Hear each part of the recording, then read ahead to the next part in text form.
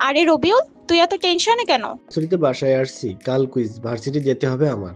ফ্লাইটে যেতে যাচ্ছি, কোনোভাবে টিকিট ম্যানেজ করতে পারতেছি না। তুই কি পাই সম্পর্কে জানিস না? এটা কি? ম্যাথের পাই 3.1416, এইটা?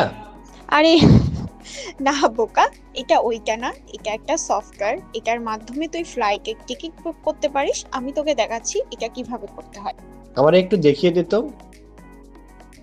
ফার্স্টে পাই ফ্লাইট রিজার্ভেশন সফটওয়্যারে যাবি, দেন অপশন 1 ক্লিক করে ফ্লাইট চুজ করবি।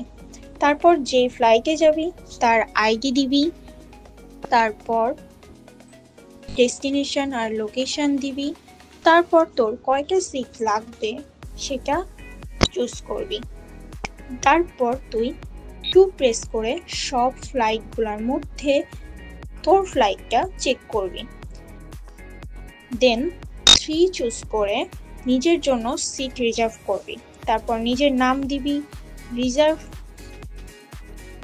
করার জন্য যে ফ্লাইটে যাবি তার আইডি দিবি।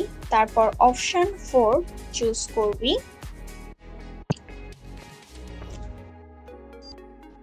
তারপর তোর সিট ফ্লাইটে রিজার্ভ হয়েছে কিনা সেটা চেক করার পর রিজার্ভেশন সিস্টেম থেকে এক্সিট হয়ে যাবে।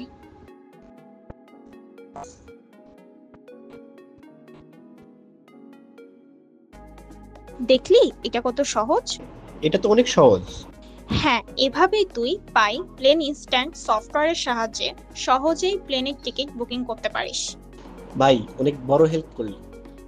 আপনারাও সহজে পাই সফটওয়্যার ব্যবহার করে প্লেনের টিকিট বুকিং করে ফেলতে পারেন।